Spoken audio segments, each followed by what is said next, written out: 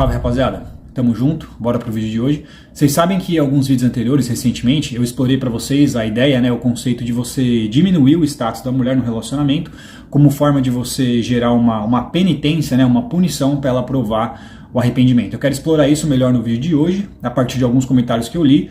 E o que eu quero explicar para vocês, através dessas motivações iniciais, como eu disse, esses comentários do último episódio, é esse conceito, essa aplicação desses 3 níveis de exercício de comportamento, Primeiro, perdão, arrependimento e pena. E o que eu comentei lá, eu até consegui acertar alguns jabs nele, eu até consegui achar uma certa vulnerabilidade no terapeuta, quando eu falei sobre a questão, porque ele falou muito sobre perdoar a traição, o cristianismo e assim por diante, eu falei, tá, tudo bem. E acontece o seguinte, se você tem uma filha, o cara, ele agride ela, ele tem que ser perdoado, porque isso que é cristianismo, é você sacrificar seu ego em prol da moral e de um bem maior. Ele falou que nesse caso não, porque existe uma lei, e nesse caso existe um risco de vida. Foi aí que eu consegui encontrar uma vulnerabilidade nele que eu não consegui explorar, vou pretendo explorar nesse vídeo, tá? Então, ele até se saiu bem nessa resposta, porque ele disse que nesse caso, o cidadão ele vai ter que passar por uma punição. Por que vocês entendem onde eu quero chegar? O cara vai ter que passar por uma punição, ele vai ter que cumprir uma pena, vai ter que ser julgado. Depois que ele cumpriu essa pena, se ele tiver reestabelecido, recuperado, aí sim a mulher pode dar uma segunda chance e voltar pro relacionamento. Por que é essa ideia do perdão? Olha só, rapaziada, presta atenção no que eu vou falar, velho. Vocês têm que entender a verdade do negócio. Presta atenção, olha só. Eu tenho um vídeo que eu falei também sobre a questão dos esqueletos no armário. Nesse vídeo, inicialmente eu disse que para quem quer casar, principalmente, nesse nível de comprometimento mais sólido, tá? Você vai ter que ter um nível de exercício de perdão, um nível de consciência, de superego muito grande, porque você vai precisar exercitar um perdão em algum momento muito contundente. Ele vai ser colocado à prova. Ele vai ser colocado à prova em algum momento no relacionamento. O fato é de você justamente encontrar a pessoa que merece esse perdão. Porque hoje o que acontece é que as pessoas acabam sendo egoístas, até quando se comprometem no casamento, que é o que eu falei também nos comentários uma vez do Redcast. Os caras falaram, o cristianismo fala pra você casar, pra você ter filhos e não sei o que. Eu falei, também fala pra você não se divorciar. Só que muitas vezes, você usa os mandamentos bíblicos por conveniência. E quando você acha que vale a pena ser egoísta, você acaba sendo. Certo? Cara, não existe isso na Bíblia, não existe divórcio. Casou, cara. Entendeu? E ele é congruente no que ele disse, cara. Se você é casado, você vai ter que perdoar uma traição, seja você homem ou mulher, rapaziada. Se você for realmente cristão. Se você for realmente cristão e estiver casado, você vai ter que praticar isso. Você vai ter que deixar seu ego de lado. Foi justamente o que eu falei pra vocês sobre a questão do perdão pra quem quer ter esse tipo de relacionamento. Tanto é que ele... Você vê como eu consigo chegar nessas conclusões? O cara, ele é um profissional, estudado, ele disse que é um dos melhores terapeutas do Brasil. Eu cheguei nessa conclusão antes de conhecer o conteúdo dele. E eu falei no vídeo, a questão é, você vai ter que ter o perdão e você vai ter que achar alguém que merece. Tanto é que eu falei pra ele, cara, o que você tá me dizendo aqui sobre casamento, Tanto é que ele falou, perdoaria a traição da minha esposa, não sei o que lá. Cara, querendo ou não, ele tá sendo congruente. Se ele falar que é cristão, ele falar que ele não perdoaria, não é cristianismo. Eu sei que, até foi interessante nos comentários que ninguém ofendeu ele, foi mais doação, o cara vai assumir o filho de outro, não sei o que tudo bem nesse caso. Mas ele tá sendo congruente com o que ele tá falando. É cristão, tá casado, realmente, na Bíblia não existe divórcio. Você tem que perdoar, bicho. Você não é cristão? Você vai ter que colocar a prova. Ele tá sendo congruente com o que ele falou, rapaziada. A realidade é essa, cara. Eu disse que a minha conclusão do que eu falei pra ele, cara, eu não quis dizer assim, que às vezes pode ser um pouco ofensivo. Mas, cara, eu tenho certeza que você é egoísta em várias coisas. Tem certas coisas que você é egoísta que eu não sou, tem certas coisas que você é egoísta que você não é. Você, por exemplo, não é egoísta em perdoar uma traição. Eu sou egoísta de não perdoar. Mas eu tenho certeza que em outras coisas você é mais egoísta do que eu e eu não sou. Entende onde eu quero chegar? No relacionamento. Não interessa se é no Alasca, se é no Brasil. Todas as pessoas têm uma coisa que se chama ego, que é uma coisa primitiva, que nos torna justamente egoístas. Isso você não tem como fugir, faz parte da humanidade das pessoas. Só se você encontrar alguém no nível de consciência. Tanto é que uma das pesquisas que eu encontrei interessante para você considerar a fidelidade da pessoa, que a gente fala muito sobre a questão de comportamento da pessoa, porque a gente prova quem a gente é através das escolhas, não do que a gente fala. E uma outra coisa que eu vi numa pesquisa que vale a pena trazer mais uma vez é sobre o QI. Uma pesquisa concluiu que pessoas com QI muito elevado, sacou? Elas têm uma tendência a serem mais fiéis porque elas fazem cálculos mais lógicos e conseguem se colocar mais no lugar da outra pessoa.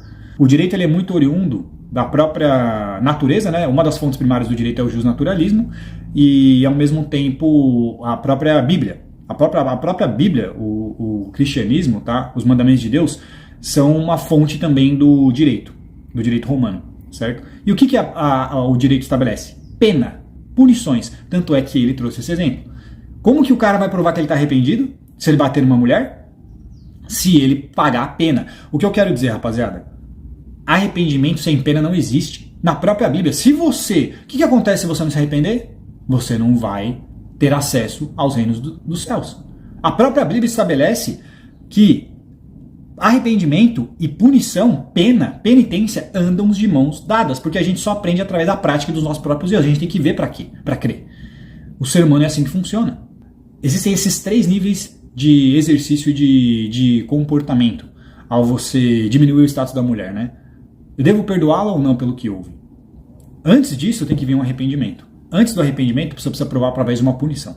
Então essas 3 coisas andam de mãos dadas, elas estão conectadas como se fosse por elos de uma corrente. Que absurdo você gerar uma punição para a mulher. Cara, o que acontece hoje em dia, tá, é que a gente vive numa sociedade ginocêntrica, e o que acontece nessa sociedade é que os sentimentos, principalmente femininos, estão acima da verdade. Não importa os fatos, o que importa é como principalmente o sentimento feminino é sobre aquilo. Inclusive até na lei isso vai acontecer. Uma mulher consegue denunciar o cara e colocar uma medida protetiva nele sem prova nenhuma, simplesmente por causa de sentimentos do que ela disse.